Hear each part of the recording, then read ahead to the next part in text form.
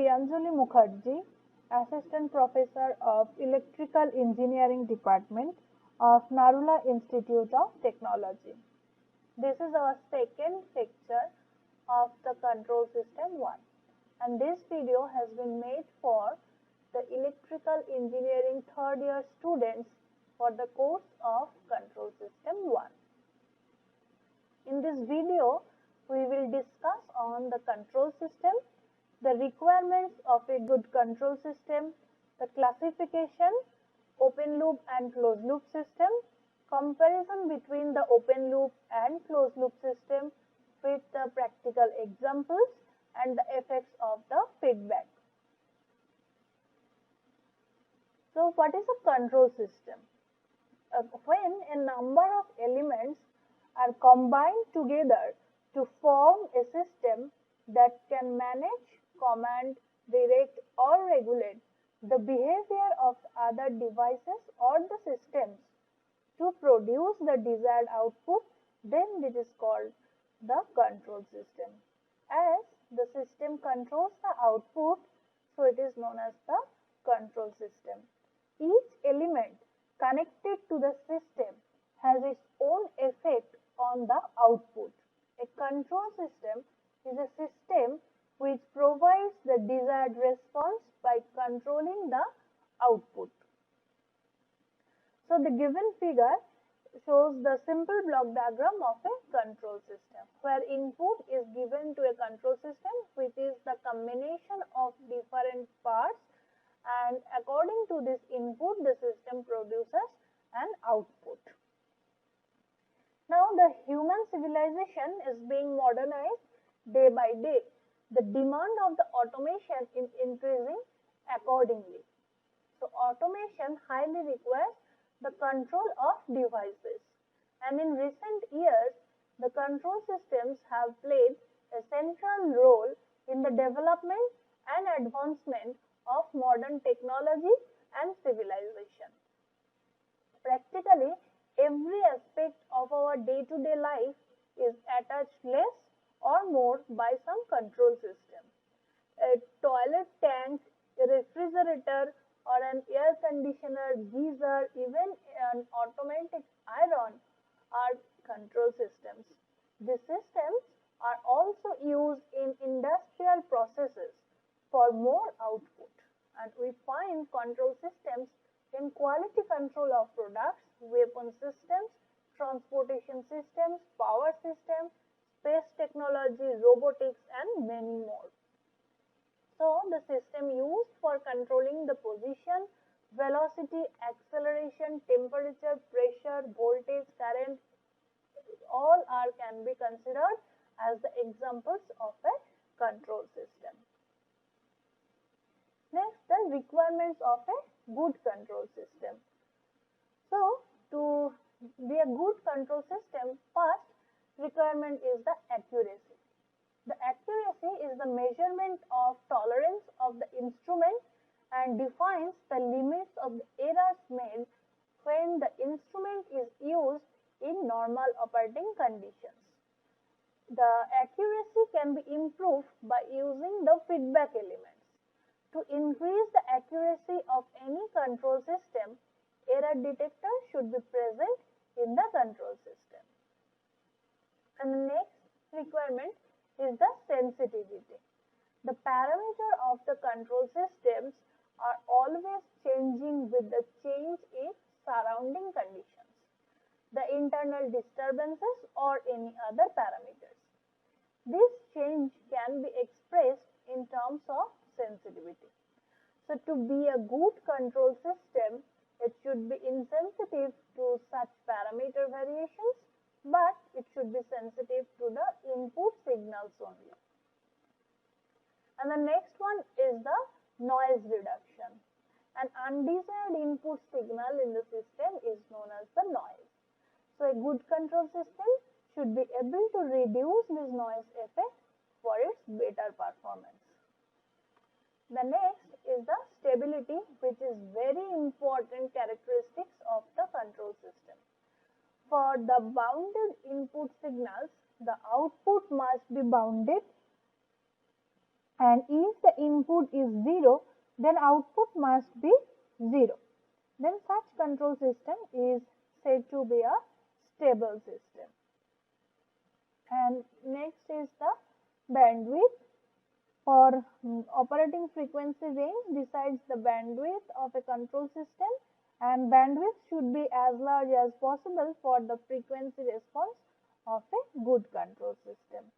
And the next one is the speed, which is most important, and it is the time taken by the control system to achieve its stable output. A good control system possesses very high speed. So it means that the transient period for the system is very small. And last is the oscillation. A small numbers of oscillation or constant oscillation of output tend to indicate the system to be stable. So to be a good control system, these are the important requirements of a good control system. Next is the classification. Now, depending upon the purpose of classification, any system can be classified as per follows. So first, as per the method of analysis and design, we can classify it as a linear system or non-linear system. Now, linear systems made of devices which obey the superposition principle, and they are governed by linear differential equations. Whereas the nonlinear systems covers a wider class of systems but do not obey the superposition principle. Now, according to the relation of the parameter with time, we can classify it as a time variant system or time invariant system. So from the name we can say the input characteristics does not change with the time, or output characteristics does not change with the time, then the system is called time variant. And time invariant means with respect to time, the input characteristics or the output characteristics does not change. And if we consider an example, the mass of aircraft changes as the fuel is consumed. So it is a time variant system. Now, as per the time of the signals used in the system, it can be classified as the continuous system and discrete system. In continuous time control systems, all the signals are continuous in time, but in discrete time control system, there exists one or more discrete time signals. Next is as per the number of input and output, the system is SISO or MIMO. So single input and single output system is a simple single variable control with only one input and one output. And last but not the least, as per the presence of the feedback, the system can be classified as the open loop system and the closed loop system. The open loop system means the output of the system is free from their input, and in the closed loop system, the desired output depends on their input. The open loop system is called non-feedback system, as no feedback is connected with it, whereas the closed loop system is known as the feedback system. So let us discuss more on the open loop system and closed loop system. In an open loop control system, the output is not feedback to the input, so the control action is independent on the desired output.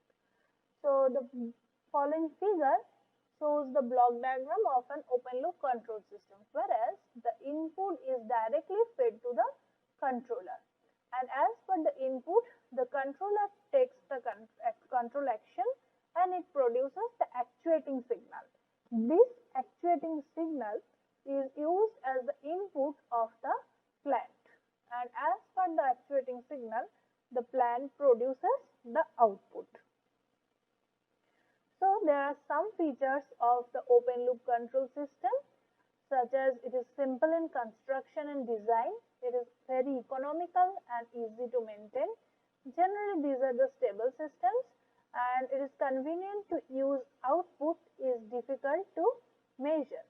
But the most disadvantages of open loop control systems are actually there is no feedback path is present. So the control action is independent on the desired output, and hence they are inaccurate. Also they are unreliable, and any change in the output cannot be corrected automatically in open loop control system. So to overcome these disadvantages, the closed loop control system has been considered. And in closed loop control system, the output is feedback to the input. So the control action is dependent on the desired output. So here this is the block diagram of closed loop control system.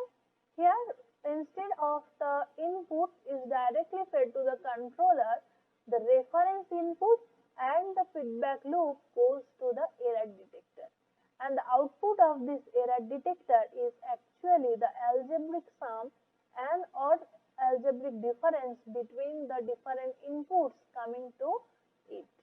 So here the error signal is produced, whereas this error signal is actually the difference between this reference input and this feedback signal, and this feedback signal is actually the portion of the output. So in closed loop control system, a portion of the output is used as the feedback signal, and the difference between this reference input with this feedback signal is going to the controller of the system. And as per this error signal, the controller takes the control action, and it creates the manipulated variable or the actuating signal which goes to the process, and as per the signal, the process will create the output. So here are the we can take an example, and these are the features of the closed loop control system, where the closed loop control systems are more accurate even in the presence of non-linearity, and high accuracy as the any error arising can be corrected due to the presence of the feedback. Now here the bandwidth range is large, and the system is less affected by the noise. But there are some disadvantages in this closed loop system too. Those are the costlier and complicated to design, which requires more maintenance, and feedback leads to the oscillatory response. So let us take an example of a simple temperature controller of the room to get the clear concept of closed loop control and the open loop control. So suppose there is a simple heating element which is heated up as long as the electric power supply is switched on. As long as the power supply is switched off, the heater or in the temperature of the room rises, and after achieving the desired temperature of the room, the power supply is switched off. Again, due to the ambient temperature, the room temperature falls, and then manually the heater element is switched on to achieve the desired room temperature again. In this way, we can manually control the room temperature at the desired level, and this is an example of the open loop control system or the manual control system. Now this system can be further improved by using the timer switching arrangement of the power supply, where the supply to the heating element is switched on and off in predetermined interval to achieve the desired temperature level of the room. So there is another improved way of controlling the room temperature, that means one sensor which measures the difference between the actual temperature and the desired temperature, and if there is any difference between them, the heating element functions to reduce the difference, and when the difference becomes lower than a predetermined value, then the heating element stop function. So these systems are automatic control systems, and for the previous one, the input of the system is entirely independent on the output of the system. The temperature of the room that is the output, increases as long as the power supply switch is kept on. That means the heating element produces heat as long as the power supply is kept on and the final room temperature does not have any control over the input power supply of the system. And this system is referred to open loop control system. But for the second case, the heating element of the system function depending upon the difference between the actual temperature and the desired temperature. And this difference is known as the error of the system. So this error signal is feedback to the system to control the input. As the input to the output path and the error path created a closed loop. So this type of closed system is known as the closed loop control system. So here are some disadvantages such as it required more maintenance or feedback leads to the oscillatory response. Overall gain is reduced due to the presence of feedback, and major problem is the stability. Still we are using the closed loop control system due to this accuracy and the speed of response. So let's take some practical examples of open loop system and closed loop system. So if we consider the open loop system first, then we can assume the automatic washing machine which runs according to the preset time irrespective of washing is completed or not. Or another example can be considered as the electric hand dryer where the hot air comes out as long as we can keep our hand under the machine irrespective how much our hand is dried. Or the bread toaster which runs as per the adjusted time irrespective of the toasting is completed or not. Another example of open loop control system is automatic tea or the coffee maker. These machines are actually function for pre-adjusted time only. The same is applicable on the timer based cloth dryer where the machine dries the wet clothes for pre-adjusted time which does not matter how much the clothes are dried. And the light switch, the lamp glows whenever the light switch is on irrespective of the light is required or not. So all these are examples of open loop system. And next is the closed loop system. So for closed loop system we can consider the servo voltage stabilizer where the voltage controller operates depending upon the output voltage of the system. Another example is water level controller where the input water is controlled by the water level of the reservoir, and here the level transmitter is used for the feedback element. Another is missile launched and auto tracked by the radar where the direction of the missile is controlled by comparing the target and position of the missile. Or the air conditioner which functions depending upon the temperature of the room or the cooling systems in the car which operates depending upon the temperature with its controls, and also the human body which is an example of closed loop control system. So next discuss on the comparison between the open loop and closed loop system. So in case of open loop system there is no feedback, and in case of closed loop system feedback is always present.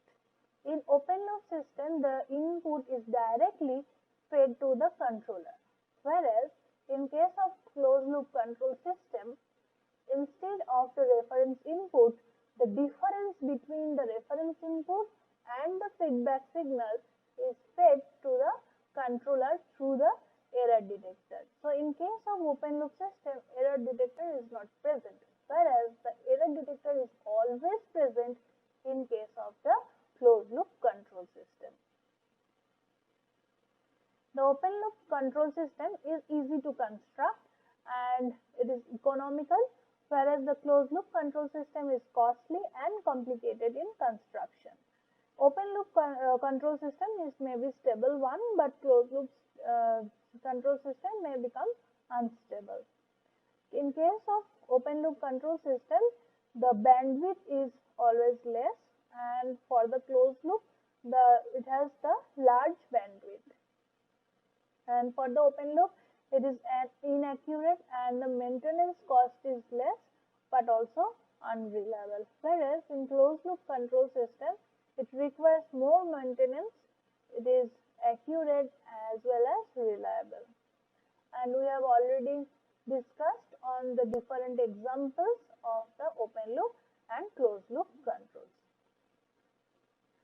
So let's take the example of effects of feedback.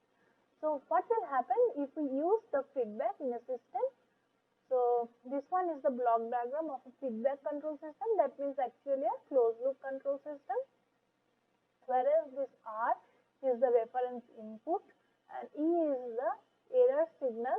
E is actually the algebraic sum or difference between this reference input signal and the feedback signal, and B is the feedback signal. G is the forward path gain, and C is the output of the signal, and H is the feedback. So this error between the system input and system output is gradually reduced, because it's every time we are taking this output of the as a feedback, and as per this feedback the error is producing, and error is the difference between this reference input and this feedback signal, and as per this error signal it takes the controller action, and after this action it will be rectified, and then the feedback is again decreased, so either decreased or increased. So the error goes to decrease gradually.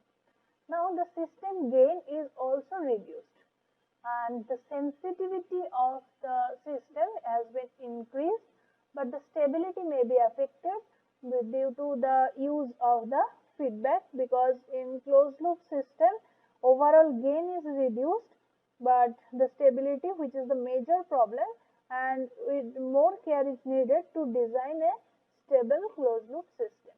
But the speed of response is increased. Speed of response means it takes the time to go to the stable system. So all are the effects of the feedback, and overall the closed loop system has more advantages than the open loop system. So in this video we have discussed on the classification of the control systems, closed loop system and the idea of open loop system, the practical examples between closed loop and open loop system, the comparison between them, and the effects of the feedback of the system. These are the references.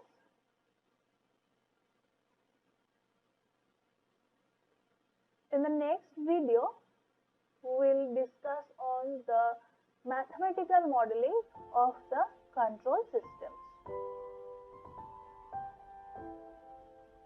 Thank you. Hope after this video lecture you have a clear idea about today's topic. Now we will go through some questions and answer session in the context of this video lecture. Now you are requested to go through gradually and try to solve the MCQ questions by your own. Answers are